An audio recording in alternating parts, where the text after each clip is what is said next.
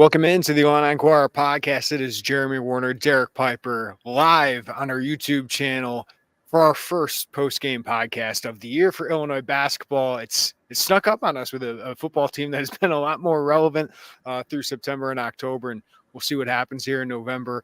But Illinois has to make you feel good. The basketball team looked pretty talented as they destroy Eastern Illinois 112-67. And Derek, we were talking I don't know how much we're going to have to actually talk about on this podcast. And then we get news before the game that Ty Rodgers is redshirting the second year in a row. The Illinois basketball player who he thought would play a role redshirts after Sincere Harris does it last year. Obviously, he transfers. We'll talk about that. And then Dre Gibbs Allhorn, a second straight great, performance for him, 21 points, the lone Illini who's returned from last year, who's going to play this year. What a performance for him in the first half with 18 points. But then Will Riley stole the show and showed why he's a five-star prospect with 26 of his 31 points in the second half, showed why he's a five-star, why he's a potential one-and-done prospect, and showed that that's what they look like, Derek. So we're going to talk about all that, all the roles that these guys played. But let's start with Will Riley, right? 31 points in his debut, one of only six freshmen to score 31 or more points as a freshman. He does it in his debut, Derek. What a show. Yeah, big-time show from him, shot-making display, just a really talented bucket getter. And that's exactly what I saw in Indianapolis back in the spring. Brad Underwood and Orlando Antigua there as they really turned up the heat on that pursuit. And that's exactly what it looked like. A guy that missed two shots in that game, going for 40-plus, and just makes it look easy when he's in that zone where he can rise and fire. He's 6'9", he can shoot over you, and just from three, pull up jumpers, all of that. So he's a big time talent, obviously, and that's why ESPN has him as a projected first round draft pick. And great to see him find that rhythm on night one and to come in with that kind of confidence and be in that zone. And I really thought, I know we're going to get into it, the freshmen all around were spectacular with Merez's blocks and rim protection, 6 blocks tonight. I know you had the stat, didn't that tie a record or set a record for freshmen? And then KJ with the playmaking. I mean, the passing was really, really good tonight, and had the no look early in the game was phenomenal, and just was really on point with feeding his teammates and getting things going. And it was more crisp than it was at Ole Miss. But yeah, Will is someone that, he's capable of that any given night in terms of 2025. Obviously he gets to 30, but love to have that early on the forefront of this season. And it was a show. Just kick back and watch it happen. Yeah, no, all those points in the debut does not equal a season, right? Against the lower level opponent, Adam Miller had 28 points. Started a lot of games, but didn't score like that throughout the rest of the season. And we know Dre Gibbs Allhorn had 18 points in his debut against Eastern Illinois last year. He likes playing his dad's alma mater, by the way. But great performance in that game. Obviously didn't translate to the rest of the schedule. But Derek, there are things about this that translate. I mean, Will only had 5 points at halftime. He's not going to do this every game, but he is capable of these kind of heaters, and that has been at every level. So he didn't do it at Ole Miss, but he did have, a little bit of a heater there in the middle of the game, hit a couple threes and in the second half, and you saw him get going. Why do you think that this performance can translate into, a double-digit freshman scorer, a guy who can go get 20-something points in a game and really carry you for spurts? Well, I think one of the reasons is because defenses can't solely focus in on him because there's so many options to this offense. With KJ's operating off the dribble, you got Tommy popping out for threes and having the skill that he does, and obviously Kylan's somebody that can get downhill and transition and hit threes as well. So it's hard to lock in on one particular guy, especially maybe an off-ball type of shooter or wing scorer like that. And look, if he proves himself going forward through this season, if he pops up and has a big night against Alabama, I'm not saying that they won't game plan to try to slow him down. And I think one thing that Ole Miss did is they got physical with him, and that with his slender frame is something that can make him uncomfortable. And I'm sure that's especially what he'll face against high major competition going forward. But yeah, I think number one, I think it's because of those options that open things up for him, because KJ is a really good playmaker and can get other guys shots when he breaks defenses down. And then that's just, Will's wired to score. Will can make tough shots look easy. He can elevate over you, even if you got somebody within his space, 6'9", and jumping up there and making them. And he's Brad's talked about it before. He's just got kind of an ability to make some shots that don't look they look challenged. They don't look easy, but he can put them in there. So that's what he does. And yeah, like you said, this Adam Miller, I will famously remember after the night one where he scores 28. He's like, you guys better get used to this. This is what I'm going to do. And it wasn't like that all year. And I'm not saying that 30 is going to be routine for Will, but I do think he's going to get buckets for sure. Yeah, Brad Underwood said this happens often. They've seen it a lot, and everyone else got to see it. So I asked him a little bit about that. Here's Brad Underwood talking about Will Riley's 31-point performance. He's just got a gift. It's he was our leading scorer in the Butler scrimmage. He was a guy that competes. He enjoys it. He is, and when he gets one or two going, it's so many ways. He understands. He got the foul line. He was offensive rebounding. It was 15 footers. It was threes off the dribble. It's a little bit of everything. So he's not just, hey, we're going to do this one thing and stop it. He's got a pretty full package. Yeah, as the kids would say, he's got a deep bag, right, of offense, Derek. He can do it off the bounce. He can, hustle and get an offensive rebound, get to the rim. It's just that length, right, especially against a team like Eastern Illinois. When you got that skill set, off the bounce threes and can take it to the rim, have mid-range jumper, kind of has this lean back fadeaway. Like, that's just difficult at 6'8". So no, he's not Kevin Durant. Kevin Durant's 7 foot, but like he is an NBA-sized wing with that kind of skill. This is what a one and done looks like. I don't know if he's going to be that, Derek, but we haven't seen a one and done. And I want to get into Casper Siakishonis. I thought there were great things I saw from him, and that's why that guy is a first round projected draft pick. Well, that's why Will is on these lists, and he's got the potential to be that. We haven't seen this a lot. We've seen it at Ohio State. We've seen it at Michigan State at times. This is just another level of player, and it's part of the reason Ty Rodgers is redshirting. Is Illinois has upgraded the talent, and that's what tonight was a little bit of a reminder of. Again, it's Eastern Illinois, but Derek, you looked out on that court and goes, that team has more pure talent than the Ely Day team had last year. It's just about, can they put it all together and gel in time, and are they old enough elsewhere to make up for the experience that last year's team had?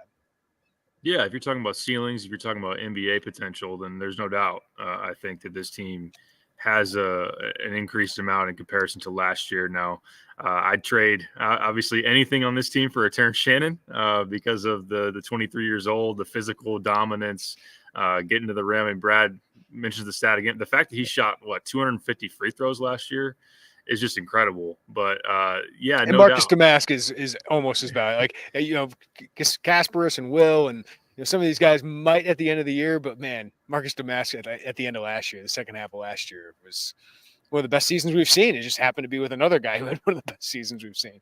For sure. Yeah, absolutely. But at 18 years old, for Will to have that talent, for KJ to have that talent. Yeah, I mean, KJ tonight, I thought Eastern early had some just kind of aggression to themselves defensively. They blitzed his ball screens. They got after with some ball pressure, but I thought he settled in nicely. I mean, 6 of his 7 assists there in the second half. And I think that said maybe even more about the shot making Illinois had in the second half. They didn't make as many of their threes early, where he could have had, this could have been a night where he had 13, 14 assists potentially if you make as many shots as that were there for the taking. So I liked his floor game. He saw it in transition on some pitch aheads. He, again, in the half court, just was really anticipating and delivering well, and that's what he's supposed to do. So I like the communication. One thing that, we obviously have great seats here at State Farm Center, and just the constant communication between him and Tyler Underwood about what he liked and what he saw here, and that was really cool. I think just to kind of see their back and forth and what that looks like. But that's really it. He's got the keys to the offense. Like that. Oh. That's the guy who's obviously the brains of it. And yeah, KJ's driving the car, and he did it really well tonight. Yeah, we got a comment from a YouTube listener here where a lot of his passes led to foul shots. Like Illinois, just how many free throws they end up with tonight? I think it was 46 free throws, made 34 of them. They had a higher clip in the first half, missed some in the second half, but so many easy points were from KJ, and what he was able to create. He doesn't play like a freshman in that realm, and the turnovers are down tonight at 2. I think that'll be up against other opponents, but some of these passes we're watching, I'm like, this is like Andre Curbelo, the way he sees the floor and is able to pass the ball. Obviously, you got to take better care of the ball. And then KJ, he's 6'6", like different than Curbelo. Curbelo's 6 foot. He's got 200 pounds on him. He's strong. Not your typical freshman. Shoots it better, obviously, too. Yeah, and obviously shoots it a lot better. So he was tonight 3 of 4. Only took 4 shots. Like that's what's amazing about Kasparis is he does not have to. Kasparis, I'm getting this down there. He does not have to shoot the ball all the time. Like he can impact the game and control the game, kind of in a similar way that maybe Darren Williams used to, where he can go off and score and get his own, but he makes everybody else better and initiates that offense. But the other freshman that just really impressed me is the 21-year-old freshman. I've always been a big fan of what Tomislav Visic could bring, and tonight looked great. Didn't make a lot of shots, was 1 of 6 from 3. But got to the free throw line a lot, was so active on the glass with 14 rebounds. Obviously, his size was huge there. But 14 points, a double-double.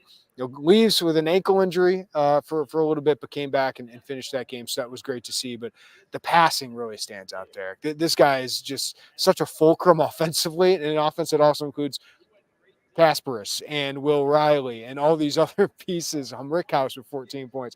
It's just when you got that guy who can pass it as well as everybody else, this offense is going to be a lot of fun to watch. And he's just a key cog in all of it. He's got a lot of tools.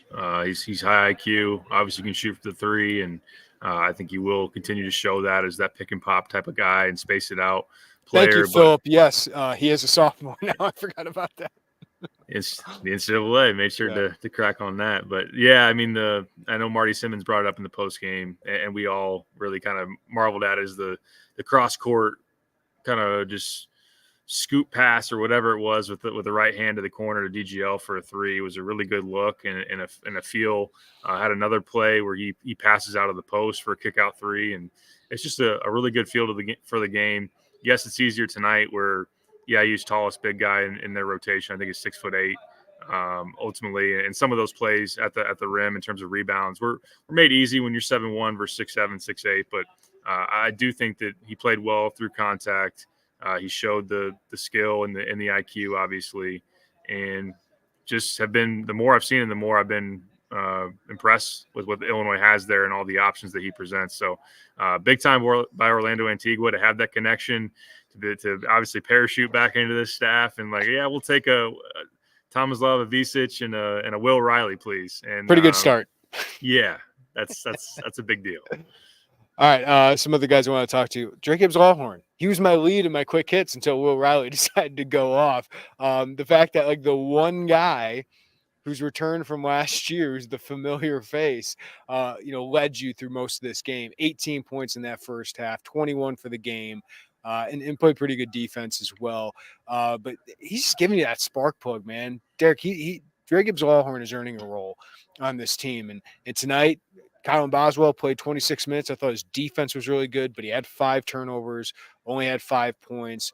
But Dre earned 21 minutes. You saw Dre play with Boswell a little bit, and maybe they can go small with Kasparis, him, and I know that's something you brought up. But Dre Gibbs-Allhorn has earned a big role on this team, and probably bigger than we thought coming into the year. Yeah, certainly. I mean, the play is obviously deserving of that. He looks determined. He also just obviously looks confident and comfortable. Offensively, this is a guy last year that seemed to be sped up and trying to do a little bit too much. I know that we'll get deeper into the sample size of this season, but so far seems to be shooting the ball really well. It looks good coming off the hand, and he shot 22% from 3 last year, and right now I know through the fall and practice and whatnot, I know it's different than going out in the games, but he's been really shooting at a high clip, and right now that looks good every time it's coming off the hand. So even going to the rim, he's got the athleticism to do that, to get to the free throw line, to finish above defenders, certainly. And then defensively, he's fouling less while still playing with good intensity on the ball and anticipation and some aggressiveness. So he's coming. I mean, he's going to make sure that, Brad's going to have to make a decision. And obviously, you could say the same thing about that in terms of starting lineups. And sometimes we get, I'm not going to do the Brad Underwood thing. And like, I don't care about the starting five. You do think about that second unit. I like the balance. I know we were talking about this before the game, but I mean, having DGL and Will coming in that second unit with that scoring punch, and then get Merez with his athleticism and physicality. I mean, I'm sure Brad likes the way that's coming together, but DGL has obviously put his head down and worked this offseason. Didn't worry about the additions, the portal, and all that type of thing, and he's being rewarded for it now. But he's showing that he's going to be a factor, regardless of how much we did or didn't talk about him, going into this year. Yeah, we'll talk about the rotation clarity a little bit later with the Ty Rodgers conversation, but Will Riley, 25 minutes, Dre Gibbs-Allhorn, 21. Just some other things before we get into the Rodgers conversation. Rickhouse, 14 points, 5 of 8 shooting. He missed some open threes too, but he made 2 of 5 tonight from 3. It was good to see him get on the glass a little bit. 5 rebounds tonight. Just a little bit cleaner performance for him. And you just see the value of when you have Kasparis, when you have Will Riley, when you have KJ Boswell and Tomislav Visic, all good passers, Derek. And then, in the corner's a 6'9" sharpshooter. No, he's not Marcus Damask. No, he's not Dalton Connect. But he is going to be a valuable piece because he can get hot, and just adding another shooter around all those guys, that's what you come out of tonight, right? Like, listen, you got to play better competition, and that's going to happen really quickly here. But the firepower on this offense is just ridiculous. And then Kerry Booth comes off the bench and hits 2 of 5. There's so much there, and Ben Rickhouse is going to be a big part of that. He will, yeah. I'm certainly, if anybody's lowering the stock price, I'm buying it right now on Ben, because it's just the looks he's going to get. He got really good looks against Ole Miss. You got some good ones, like you said tonight, that I think he'll have nights where he makes maybe 4 of those 5, because he's that good of a shooter. 43% last year, 90-plus percentile catch and shoot. And I know, 22 years old and not going to be a primary guy on the scouting report, at least right now. You're going to try to stop KJ. You're going to try to account for the stretch ability of a Visic. You're going to obviously down the list. So I think in the corner, or you can use him as a screener, slip him through a screen or pick and pop him. I like what he's going to do. And it was a step forward after a kind of a nothing burger there against Ole Miss. And for 21 minutes, 2 points, 1 rebound, but better tonight. And we'll see eventually if any booty ball comes into play. But right now, I mean, tonight it was threes and free throws. That's right. 66%, like 2/3 of their shots from 3. That's crazy. Yeah. Well, we make 16 of them, right? And Jake Davis goes 0 for 3. Visic has an off night at 1 for 6. Like, I'll take it. I'll take it if you're making those and getting to the free throw line as much as they have. That's a pretty efficient night.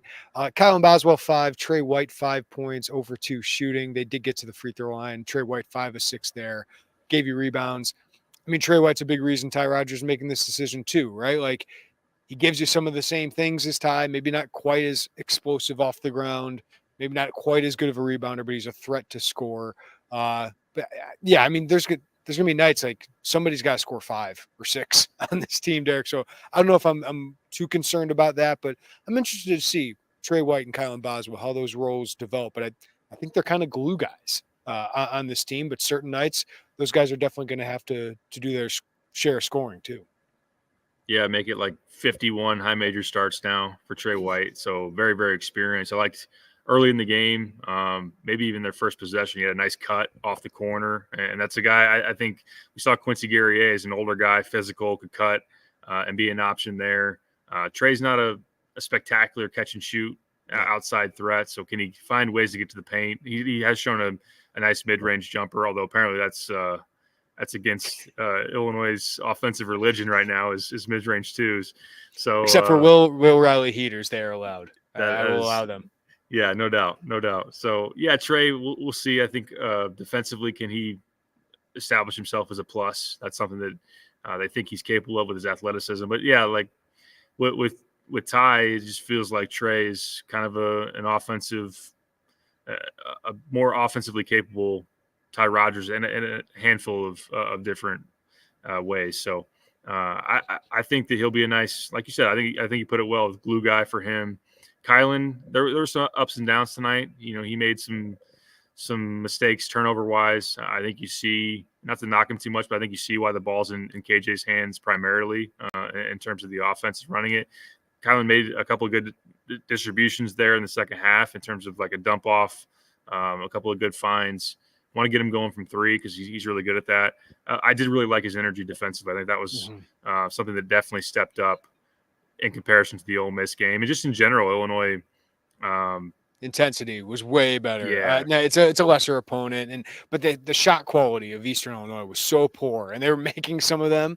And Illinois was so great, they weren't making them early on. But I thought they were contesting. You could tell they were focused on it, and I do think that week of Brad Underwood probably screaming at them about how they haven't arrived helped. But I thought they were more intense on that side of the basketball tonight.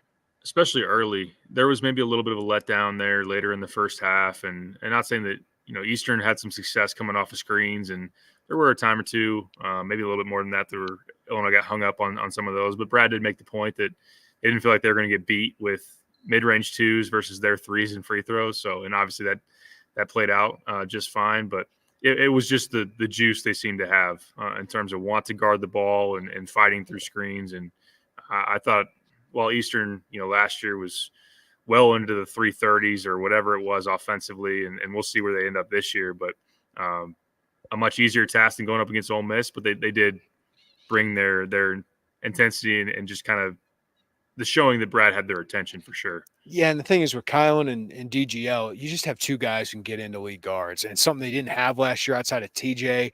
And you tipped your cap to Terrence for all the energy he had to expend on defense and offense.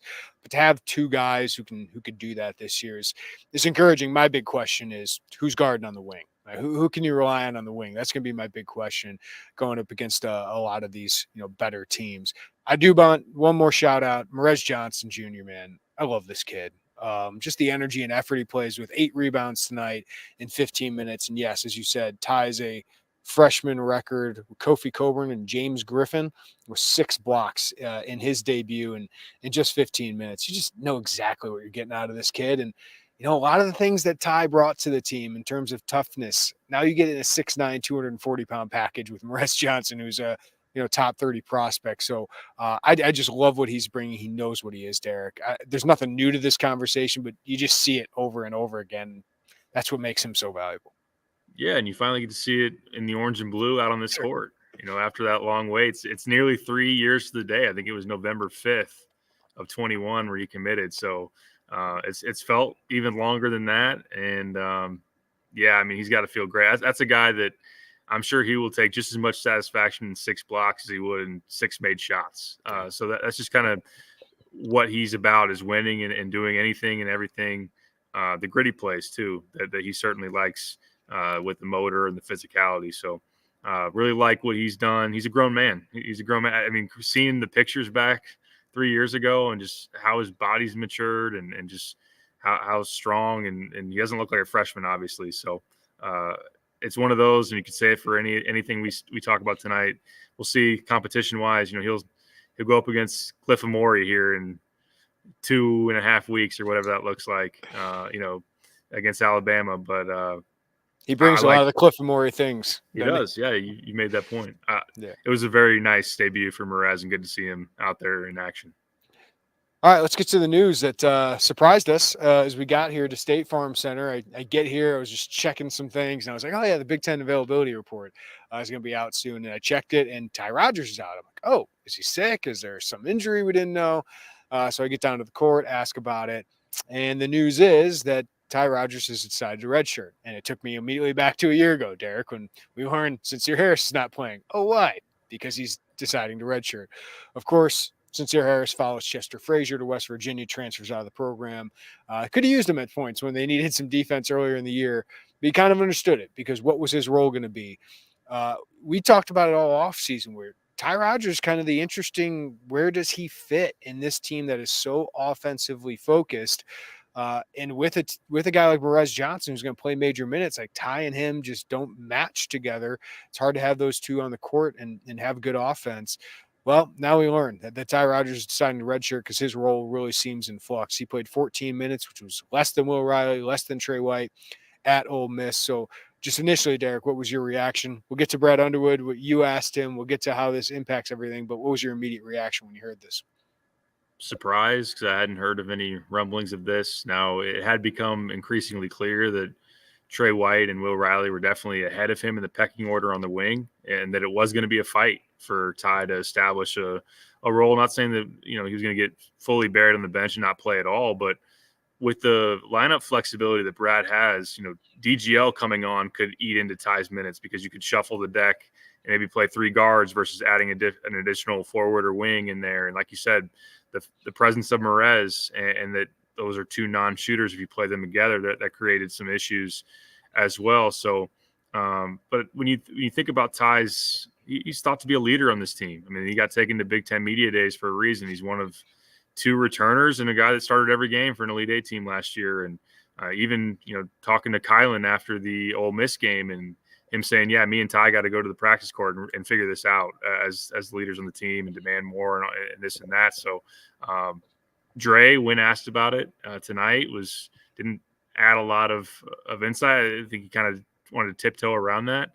And we'll get to what Brad said. But, yeah, it obviously, like you said, it immediately brings up the Sincere decision and the Sincere result. And similar to Sincere following Chester, like, Ty was here at Illinois because of Tim Anderson, and Tim Anderson's no longer with the program. So that is something that I think is baked in there as well. And, yeah, I mean, it's hard not to say that we've probably seen the last Ty Rodgers at Illinois in terms of playing-wise. But I can't speak for him, but that just seems to be a safe assumption right now.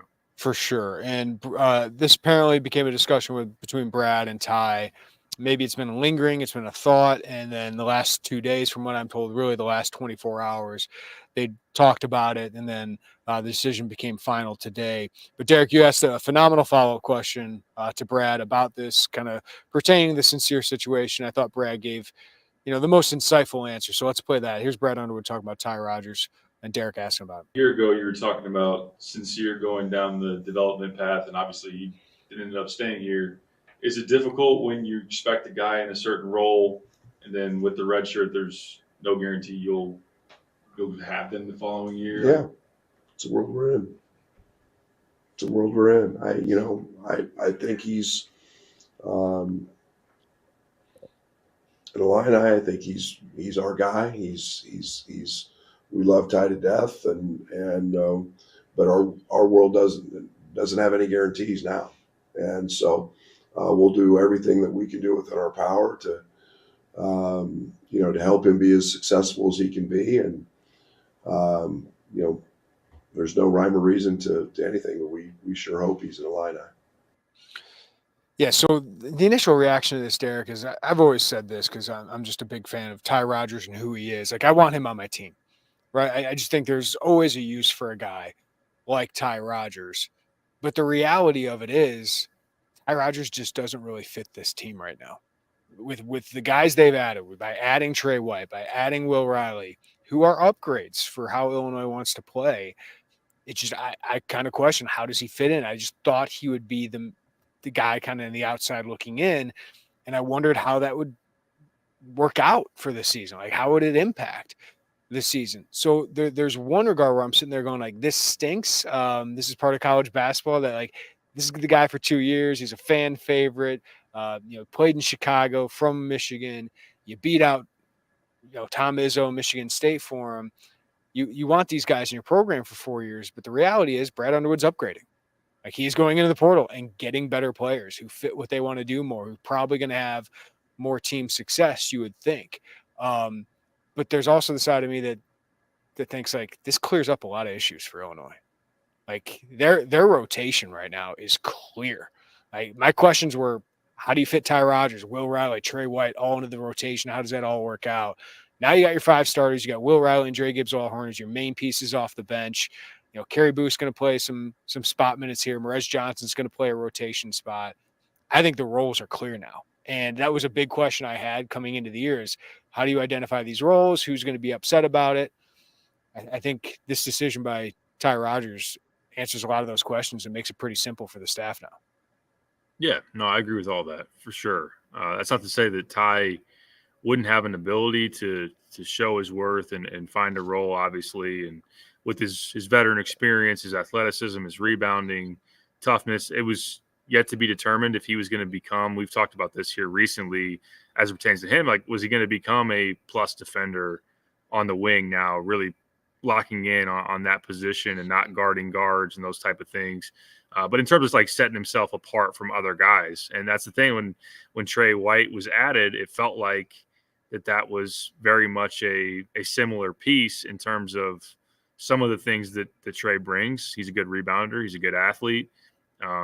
He's got a little bit of the hard-nosed junkyard dog to him, and then he can make some shots. And Ty can be certainly a limitation to you when he's not taking jump shots and he's not good at the free throw line. And then Ole Miss, not saying that's entirely who Ty Rodgers was, but the turnovers in terms of like that performance, like that was kind of brutal and didn't look like a veteran. And obviously the NCAA tournament too, at times you couldn't really have him out there. So yeah, I mean, leadership wise, character wise, they love Ty Rodgers. They love Ty Rodgers and want the best for him, certainly. And his teammates really like him. And he's had times where he's played well here. But that was something that I agree with you. Like he was going to be fighting and clawing for maybe 15 minutes a game, if that. And now it gets simpler. But I do think because a team that's already on paper pretty inexperienced is now even more inexperienced. I mean, he played going into this year, he's played 1,500 minutes at the high major level. And again, a voice that mattered in that locker room. So how does that affect this team? I think that will be interesting. Yeah, who's the leader of this team? Like, I don't know if Ty could really be the alpha because I just don't think he was going to play enough. I don't think he was going to make a big enough impact. Like, he's not your go-to scorer. Is it Kylan? Is it, Kasparis at some point just because of the way he plays?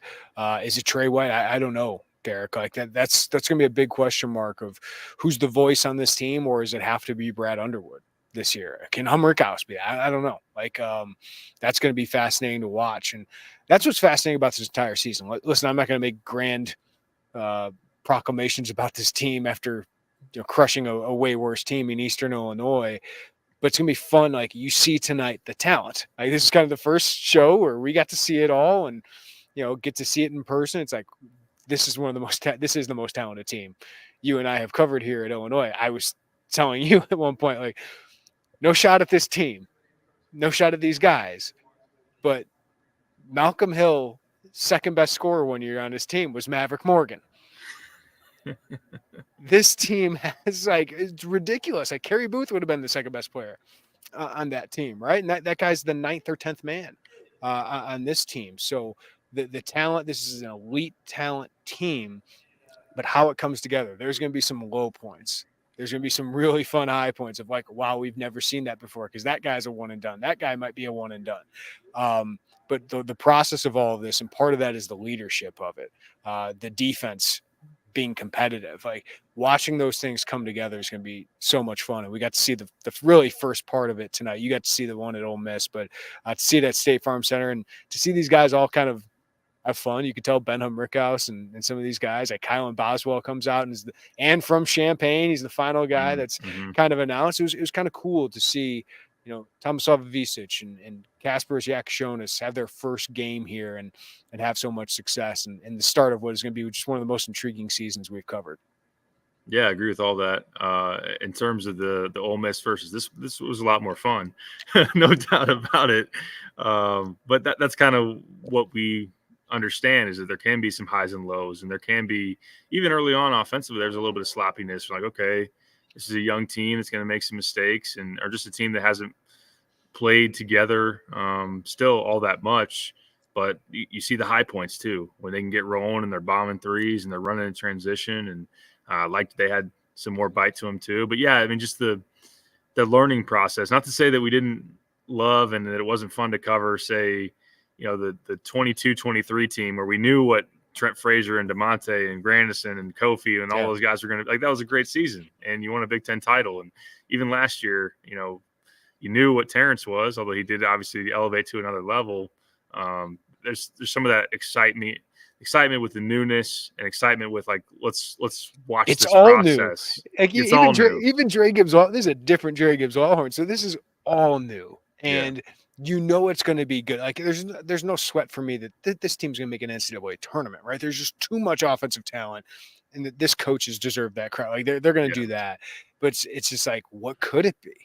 Like it might not be, as good as last year at the end of it. They might not make a Sweet 16 or Elite Eight's a really high standard. They might not win the Big Ten championship, but the idea of what they could be is so much fun.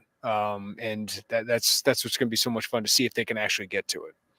Yeah, absolutely. And it will be, I think you said it there too. I mean, the leadership standpoint is going to be important when things get tough, when you have big moments, when you're not, no disrespect, when you're not playing Eastern and it's a Big Ten game or it's one of these tough high major games in the non-con and it's a tie game at the under 4, like who's stepping up in the huddles, who's stepping up on the court with taking the shots and those type of things. And I'm not saying that, obviously Ty wouldn't be the guy you're drawing plays up for or anything like that. And he may not, based on the way things were shaking out, he wasn't going to be out there. So I'm not saying in terms of that standpoint, I don't know that you necessarily lost anything in terms of that goes, but yeah, because the way I think of it, sorry to interrupt, but like Merez Johnson can replace some of that rebounding. But I'm concerned about rebounding. I'm concerned about defense. I don't know how great Ty was at defense quite yet. Right. Yeah. Right. Like so, but rebounding certainly did. You know what he brings, but there's also some flaws to his game that could hurt you. So yeah, in the end, how much are you going to miss it? That's going to be the fascinating thing to watch. Just like last year, to a lesser extent, it was how much are you going to miss Sincere because he's unlike some other things you have on a team. But what makes this team great is their offense, and Ty obviously didn't contribute a lot to that. Yeah, for sure. And there were games last year. It was like, oh, could use Sincere when Boo Booey's doing something that he was doing, Sure. or those type of games. But in the grand scheme of it, obviously you had enough to go on a deep run. And in terms of talent, this team has the pieces to make some serious noise. And any other, obviously the environment is totally new in college basketball to where you can reload in a whole new way. But just think of like Elite Eight team and you lost almost everybody. Oh, okay, that's going to take a while to get back to there. Well, this team is loaded and it's going to be fun. But it's going to be interesting to just for us to cover it, for them to experience it, for fans to watch it. Like the dynamic of the high point of who they can be, but just understanding. Never get too comfortable with this team. Like it could be really ugly on Friday for whatever, just because they're young and they're new to each other and those type of things. So I think that's kind of the reminder we'll have to keep to ourselves on either end of the spectrum.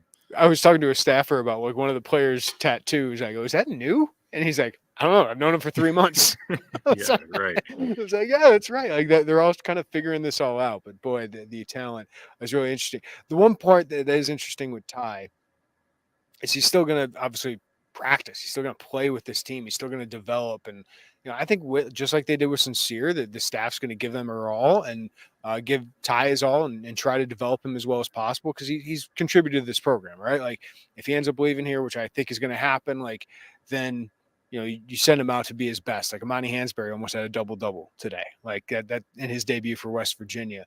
But I do think his voice could still be important here because whenever Brad really lays into this team in January when they have a bad game at a school like Maryland, who they seem to have a bad game against every once in a while, like he'll be there. Dre will be there. But Ty really has been there the last 2 years. Like you wonder if that can be valuable at some point. Just to have the guy there who's just like, hey, this is what we need to do. This is how you get through it. This is what you're trying to learn from it.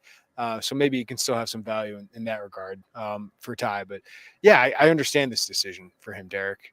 Like, why waste a year of eligibility if you're going to get 8 to 10 minutes on a team you started for last year? This is a guy that can make good money in college basketball and contribute at a high level in college basketball. And one guy at one point we were talking about is the NBA is kind of looking at him and they kind of know Ty Rodgers and what role he can play. Obviously, has to get some offensive skill to do that. But he's going to have a lot of suitors if he decides to go that route. That's for sure. Right. Yeah. From a role player standpoint, it's a guy that has value, certainly as a physical player that has athleticism and can rebound. And and people will have to see it proven out offensively, like to really probably believe it.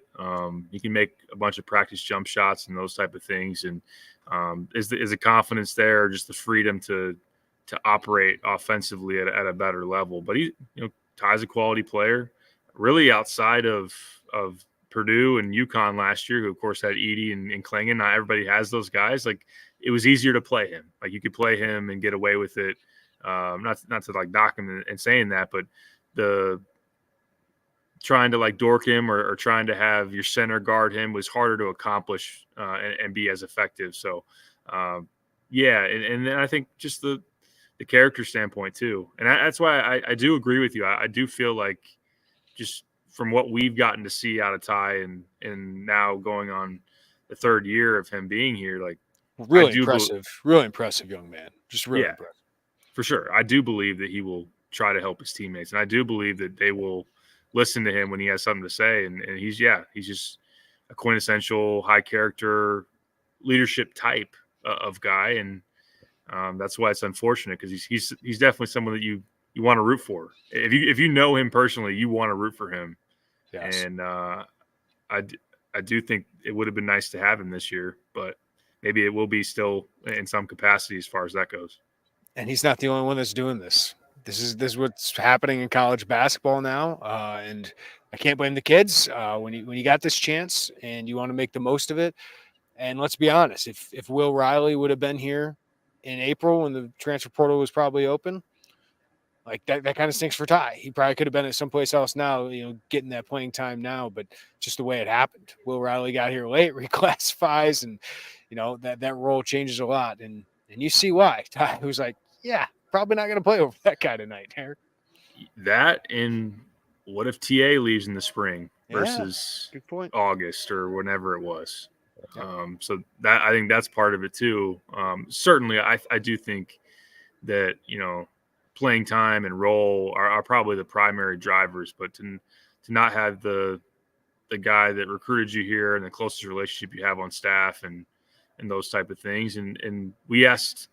It was interesting to kind of, Ty had a different answer than some people regarding Tim Anderson, and talked about, hey, it's a business and kind of like a business decision. This was a business decision by Ty to preserve one of those years of eligibility and try to work on his game and go, I would imagine, ultimately find a destination where he'd be more of a primary player. So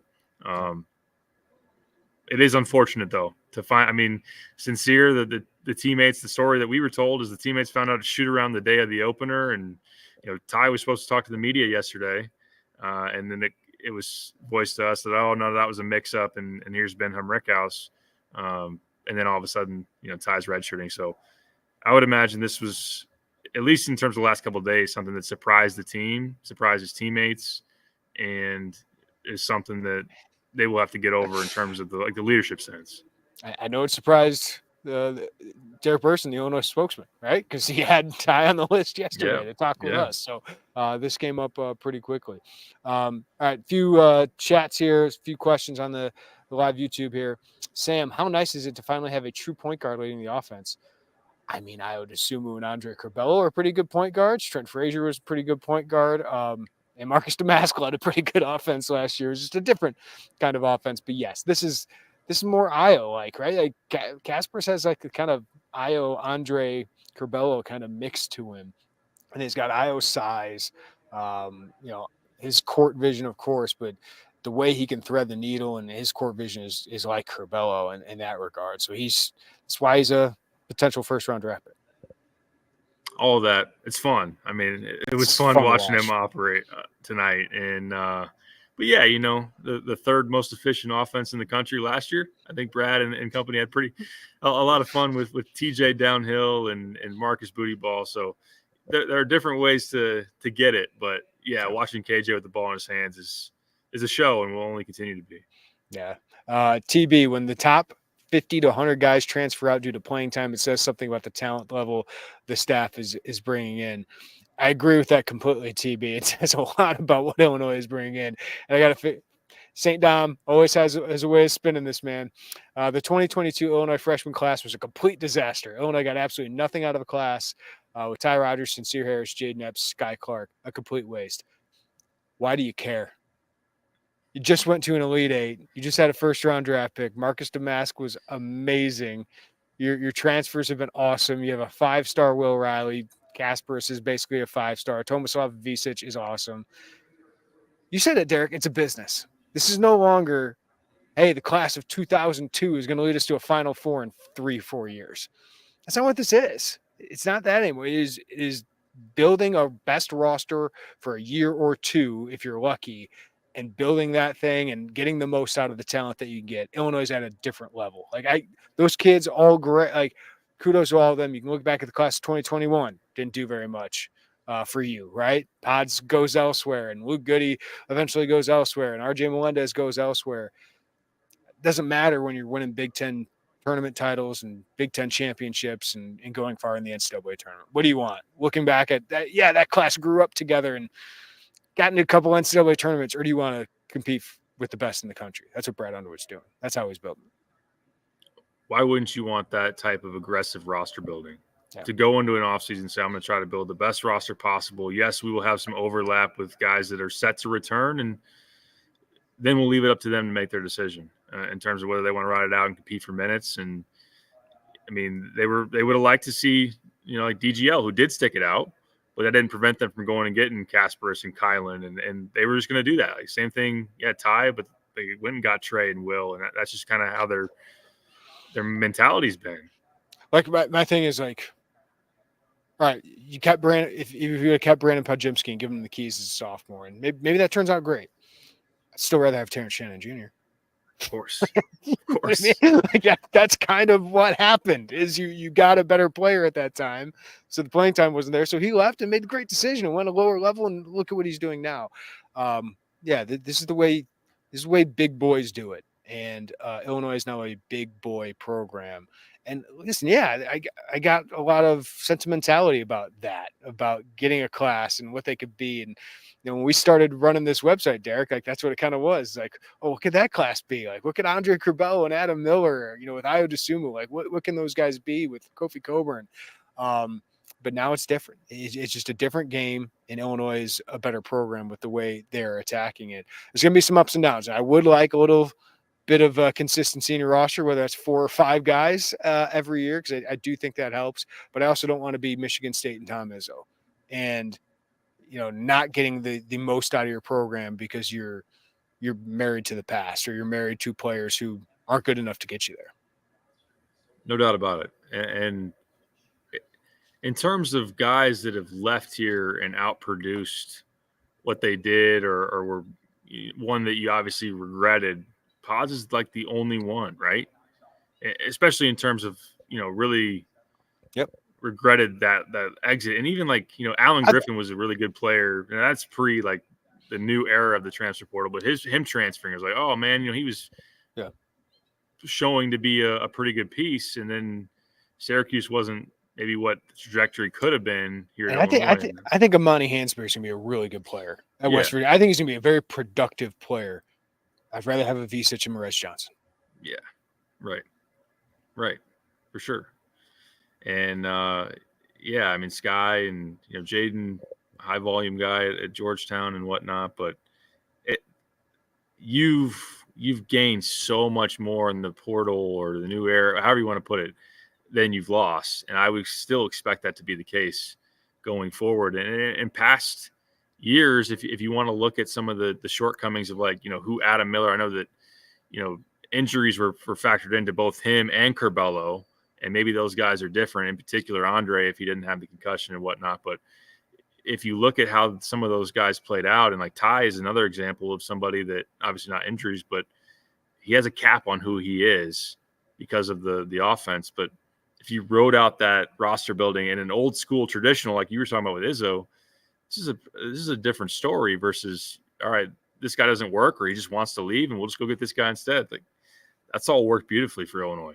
And so I can understand. I totally understand why some people don't like this, but it is good for Illinois. It has been very good for Illinois. So if you like those nets getting cut down, if you like longer runs in the NCAA tournament, if you like staying at the top of the Big Ten and thinking about Big Ten championships, it's part of it. This is part of it. Like I understand the sentimentality of watching these guys grow, but it's also coming at a time when Illinois is winning with the way these things are going. So that's just how I see it. And then on the note of like NIL, Casper's still playing in Barcelona maybe with no NIL, and Bill Riley might have went G League Ignite or Overtime Elite or whatever it was. Like, that's another part of it that's in this new era. Just appreciate some of what's changed for the betterment of Illinois, like you were saying. Sure. Yeah, and somebody asked like what happens now with Ty Rodgers and NIL here. Like, I don't know how all that works because we don't have their contracts or anything, but it is fascinating. If any of the contracts you get with, if you have a sponsorship with somebody, this is different than like whatever pay for play would be for some people. But do you have to play to get some of those things? I don't know. Like, that's a lot of stuff people try to keep hidden from us. We don't have access to those contracts. It's not supposed to be pay for play, so I don't think in the contract it can be you got to be on the team and playing or doing this to earn those endorsement deals or however it's framed. When it gets to revenue sharing, then you will have, I think, I know then you get into like, will there be collective bargaining, all this kind of stuff to represent the players, but then you are literally the DIA is paying you. So then that can be attached to your participation and maybe even production performance. Yeah, exactly.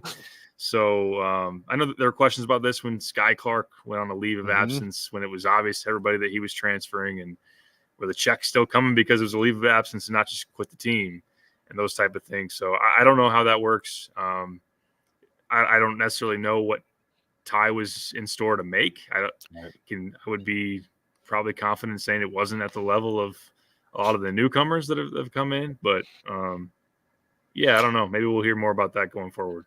And there's another part of it. Ty might have more value to somebody else, right? And make more NIL for somebody else. But this is part of the new world. Longer podcast than I thought coming into this building, but a lot happened that we needed to talk about. And I'm glad you were all here with us, more than 400 people after 11 o'clock. So we appreciate you guys. Hit that like button, subscribe to us. And if you're just listening on the audio podcast, we appreciate you as well. Follow us, rate us, review us wherever you get your podcasts. Any final word, Derek, before we get out of here? Let's go catch some Gonzaga and Baylor. They're still on late night, man. That's right. College basketball is back. We appreciate it. Everyone, have a great night. Take care of each other. We'll talk to you next time right here on the Illini Inquirer podcast.